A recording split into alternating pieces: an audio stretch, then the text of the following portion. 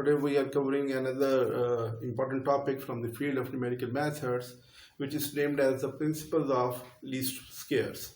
This method is also named as the method of least squares or the principle of least square. Both are same. First of all, as usual, we'll be covering the details of this method, and at the end, inshallah, we'll be applying them, the details on solving a question. So here it starts the details of the method. Excuse me. The title of the method is the principles of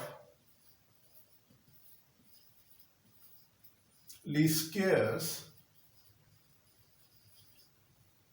This is the title of the method, and here we take start a set of points, say xi and yi, and I goes from 1 and so on up to n, and the curve which we are going to fit through these points is a general function, and we take it as f of x.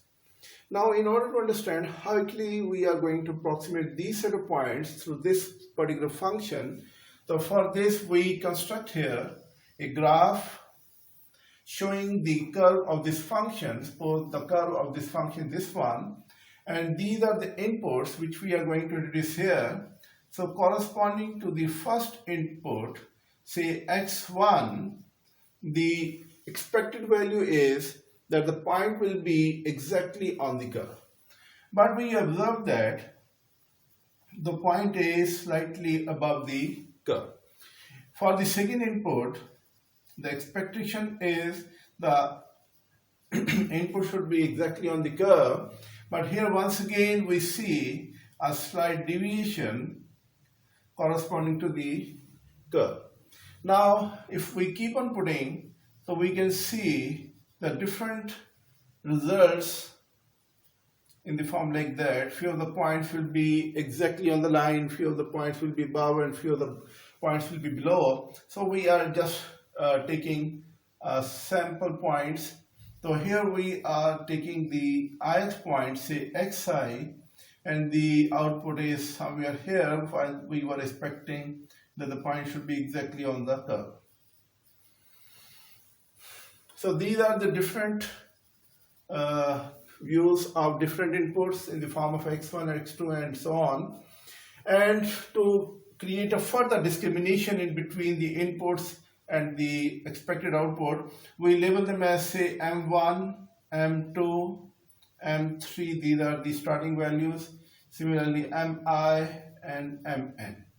And here we show it by L1, L2, L3, L4, Li, and similarly Ln. And the expected values can also be shown by P1, P2, P3, and Pi and Pn. So these are just the labeling, just to understand how actually we are creating the difference between them. So if we consider the representative point number I, so for x equals to xi, we can see here the expected value is mi is equals to mi and li. So expected value should be equals to mi li. And the observed value is that the point is slightly below the curve. So here we have another value, observed value, and this is equals to mi and pi. So you can see here there is small deviations in between these two values, and the difference of these two values of course creates some error. And whenever the point is exactly on the curve, so we are expecting that this should be equals to f of xi. Okay, and this is xi, and the corresponding value, which is we are representing mi pi, which is the observed value. If we label it by, say, yi for the ith input, then the ith error, if I show it by ei, so ei is the difference between the expected value to the observed value. observed value to the expected value, which is MILI. So here we can write it MIPI is equals to YI minus f of XI. So this represents the error for the ith input. Okay, after knowing this, from the figure, it is quite clear and obvious that few of the errors will be positive and few of the errors will be negative. So here the method of least squares tells us to assign equal weightages to all the errors and take the sum of the squares of all the errors. So here we can write down the sum of all the squares and their sum and the squares of all the errors. So here we represent it by introducing the sigma notation, where I is equals to 1 to n for EI, and similarly on the right side we can write down sigma equals to 1 to n and yi minus f of xi and whole square. So here what we actually are doing, we are taking the square of all the errors and taking their sum, and we have shown it here. And further, if I represent this sum of errors by another letter, say E, so E is representing the sum of the squares of all the errors, which we can see through this particular graph. Now, from the last equation, if we assume that E is equals to 0, this means that the error is equals to 0. So in such cases, all the points will be on the curve. But here obviously this happens very rare, and there will be of course some error. The second option that can be acceptable to all of us is to minimize this error. How we can minimize this error? So this will be described by fitting another curve, which is basically the case number 1. So here we take start by giving this function a particular equation of the straight line.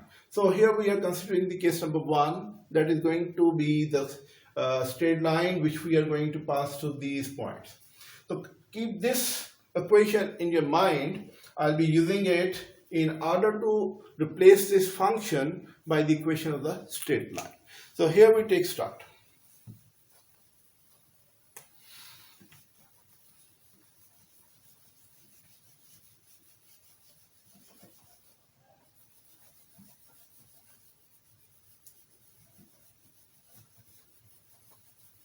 It's a bit harder to read it.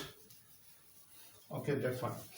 Okay, after doing this, now I have kept this equation as it is. Here we are considering the case number 1, and the case 1 is you are replacing the curve by an equation of the straight line, which we already know that this is the general equation of the straight line. Ax is plus b is the equation of the straight line. Now by using this equation, I can replace this fxi with this equation of the straight line. Therefore, E takes the form, if I drop this in between them, so E can directly be written as E equals to sigma I is equals to 1 to n yi minus axi and plus b.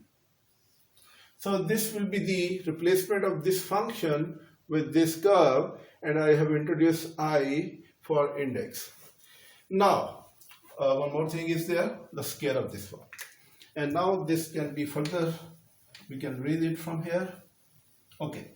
Now the task is to make this error, which is kept representing by E, equals to something which is going to be 0. So in order to minimize this error, we are using the principle of method of least square. It tells us that we have to take the derivative of E with respect to the first unknown involved in the